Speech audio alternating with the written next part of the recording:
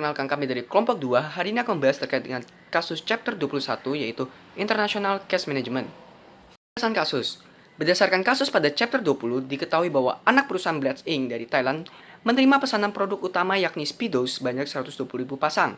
Selain itu, terdapat selang waktu selama 6 bulan yakni dari saat Bleds membutuhkan dana untuk membeli bahan baku untuk produksi Speedos hingga waktu pelanggan melakukan pembayaran. Berdasarkan hal tersebut, maka Ben Holt selaku CFO dari perusahaan Bleds memutuskan untuk melakukan pembiayaan biaya dengan meminjam Bank Thailand dengan tingkat bunga sebesar 6% selama periode 6 bulan. Rata-rata dari biaya per pasang Speedos adalah sekitar 3.500 baht, sehingga Bleds akan melakukan peminjaman sebesar 420 juta baht. Pembayaran untuk pesanan akan digunakan untuk membayar kembali pokok pinjaman dan bunga. Ben Holt juga berencana untuk mengirimkan arus kas dari anak perusahaan di Thailand kembali ke Amerika Serikat. Akan tetapi, jika dilihat tepat sebelum Bleds menerima pembayaran pesanan untuk pesanan yang besar di Amerika Serikat, ia melihat bahwa suku bunga di Thailand itu mengalami peningkatan yang substansial. Oleh karena itu, Bleds dapat melakukan investasi dananya di Thailand dibandingkan di Amerika Serikat selama 1 tahun dengan tingkat bunga sebesar 15%. Jika dana yang dikirim kembali ke perusahaan induk di Amerika Serikat mengalami kelebihan volume dolar yang dihasilkan dari konversi baht, nantinya akan digunakan untuk mendukung produksi Speedos di Amerika Serikat. Ataupun jika diperlukan, dapat dilakukan investasi di Amerika Serikat, yang secara khusus untuk menutupi harga pokok penjualan di manufaktur Amerika Serikat yang terletak di Omaha dan Nebraska. Selain itu, karena Bleds yang menggunakan uang tunai yang signifikan dalam mendanai investasi awal pembangunan pabrik di Thailand, dan juga membeli beberapa peralatan yang diperlukan, maka akan mengakibatkan operasi di Amerika Serikat akan mengalami kekurangan uang tunai. Hal ini tentu saja akan berakibat jika pendapatan dari anak perusahaan Bleds tidak dikirimkan kembali ke Amerika Serikat, maka Bleds harus meminjam dana dengan tingkat bunga sebesar 10% untuk mendukung operasinya di Amerika Serikat. Selain itu, dana yang disetorkan oleh anak perusahaan dan tidak digunakan dalam operasi di Amerika Serikat akan digunakan untuk melakukan investasi di Amerika Serikat dengan bunga sebesar 8%, dengan perkiraan Holt yaitu sebesar 60% untuk operasi dan 40% untuk investasi. Oke, selanjutnya saya akan membahas tentang solusi teoritis. Yang pertama adalah Multinational Working Capital Management. Dalam perusahaan MNC, tentunya memiliki working capital management yang lebih rumit dibandingkan perusahaan-perusahaan yang beroperasi secara domestik. Kenapa? Karena mereka harus mengatur anak perusahaan yang ada di negara lain untuk memiliki modal kerja yang memadai dalam mendukung operasional perusahaan. Beberapa hal yang harus dipahami terkait dengan Multinational Working Capital Management adalah subsidiary expense, subsidiary revenue, subsidiary dividend payment, subsidiary liquidity management. Lalu selanjutnya ada Central Cash Management. Jadi apa sih Centralized Cash Management ini? Jadi perusahaan MNC biasanya menggunakan Centralized Cash Management agar bisa memantau dan mengelola arus kas induk anak dan antar anak perusahaan. Hal ini dilakukan agar perusahaan induk dapat lebih baik dalam mengatur cash management antara anak perusahaan dengan perusahaan induknya. Lalu ada Optimizing Cash Flow. Jadi bagaimana sih cara-cara untuk mengoptimasi cash flow? Yang pertama ada Accelerating Cash Inflow, yaitu menggunakan lockbox dan pembayaran praotorisasi. Lalu ada Minimizing Currency Conversion Cost, yaitu adalah menggunakan sistem bilateral netting atau sistem multilateral netting. Lalu ada Managing Block Funds dengan mengeluarkan biaya di dalam negeri atau menggunakan transfer pricing. Lalu yang terakhir ada Managing Inter-Subsidiary Cash Transfer dengan menggunakan strategi leading ataupun ledging. Lalu complication in optimizing cash flows. Yang pertama company rules characteristic, lalu yang kedua government restriction dan limitation of banking system. Lalu pada bagian investing excess cash. Dalam melakukan bisnis tentu saja terdapat anak perusahaan yang mengalami excess cash yang dapat diinvestasikan baik itu dalam sekuritas jangka pendek domestik atau asing.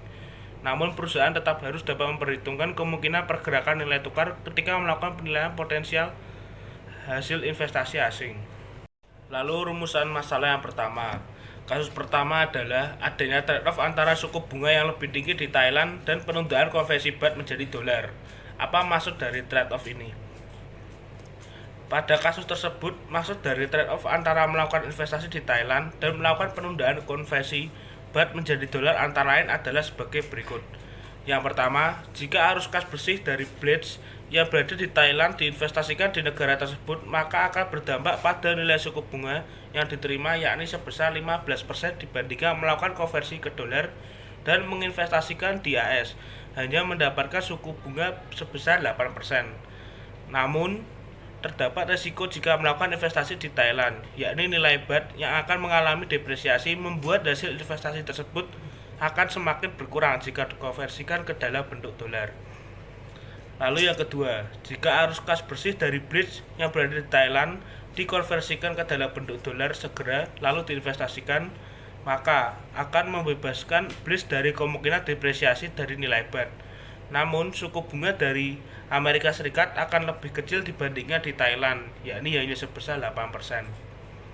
Lalu rumusan masalah yang kedua, pada kasus kedua, jika penerimaan arus kas bersih dari anak perusahaan Bliss di Thailand diinvestasikan di negara tersebut, maka bagaimana operasi di Amerika Serikat akan terpengaruh. Berdasarkan kasus tersebut, dapat jika nilai baht yang diterima pada perusahaan di Thailand dilakukan investasi langsung, maka akan berpengaruh pada perusahaan Amerika Serikat. Hal ini dapat terjadi karena ketika perusahaan di Amerika Serikat mengalami kekurangan dana dan memerlukan dana yang lebih dari anak perusahaan, maka perusahaan yang berlokasi di Amerika Serikat tersebut tidak dapat mendapatkan excess cash karena sudah digunakan untuk investasi di Thailand. Oleh karena itu, hal ini membuat perusahaan Amerika Serikat harus melakukan peminjaman dana dengan suku bunga sebesar 10%. Namun, hal yang perlu diingat adalah dalam kasus tersebut, nilai investasi yang diberikan oleh Bliss adalah sebesar 15% dengan nilai depresiasi yang diperkirakan adalah 5%.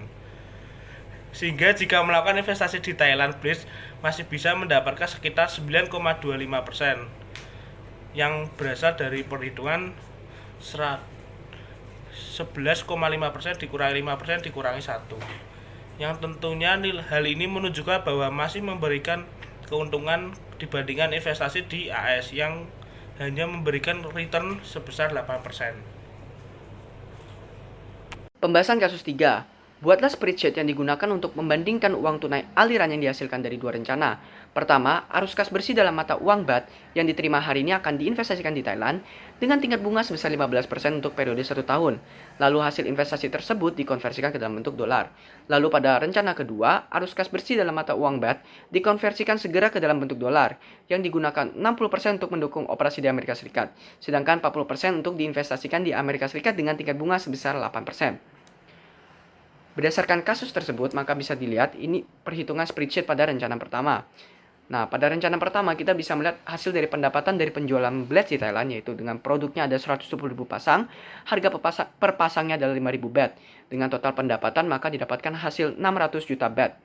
Lalu untuk pembayaran dari peminjaman dana untuk bahan baku itu terdapat peminjaman dana sebesar 420 juta dengan tingkat bunga sebesar 6%, maka total yang harus dibayar adalah 445.200.000.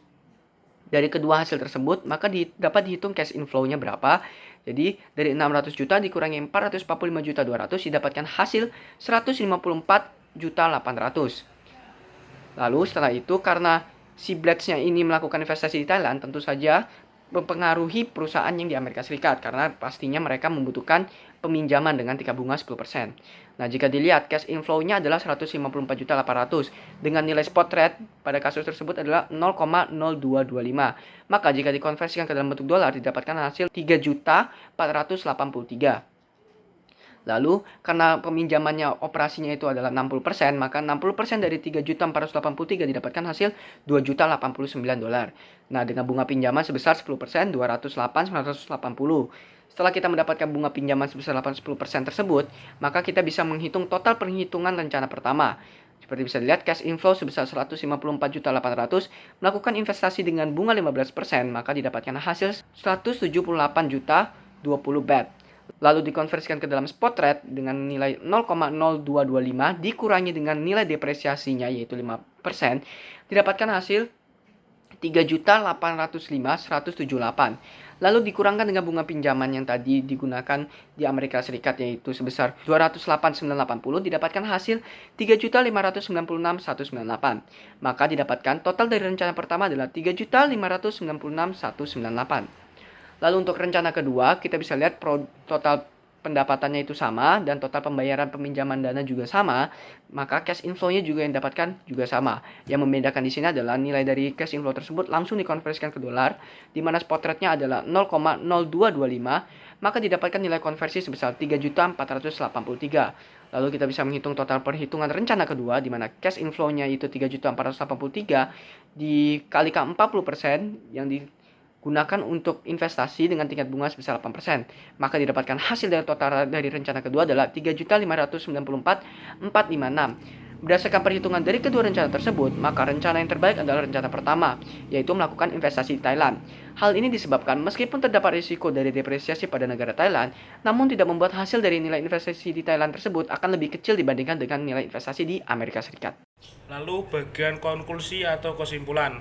Konklusi sebagai perusahaan yang sudah mencapai hingga multinasional tentunya harus bisa melakukan international cash management yang baik. Hal ini dilakukan agar bisa mendapatkan nilai optimal dari hasil investasi pada anak perusahaan yang mengalami exit cash. Hal ini sangat sesuai dengan perusahaan seperti Blitz yang telah melakukan pendirian anak perusahaan di negara lain yang tentunya membutuhkan cash management yang baik dan optimal agar bisa membantu memberikan nilai optimal.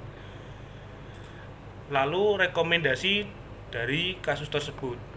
Berdasarkan kasus tersebut, maka rekomendasi yang dapat diberikan adalah sebaiknya Blitz melakukan investasinya di negara Thailand meskipun memiliki resiko dengan nilai depresiasi. Tetapi return dari investasi yang diberikan akan tetap lebih tinggi dibandingkan dengan return investasi yang ada di Amerika Serikat. Selain itu, agar perusahaan Blitz juga dapat melakukan cash management yang baik, sebaiknya harus ditetapkan centralized cash management agar bisa memantau dan mengelola arus kas induk dan antar anak perusahaan. Hal ini sangat penting karena sering dapat menguntungkan anak perusahaan dari Blitz yang membutuhkan dana atau terlalu terekspos oleh exchange rate risk. Sekian presentasi dari kami, mohon maaf jika ada kesalahan. Atas perhatiannya kami ucapkan terima kasih.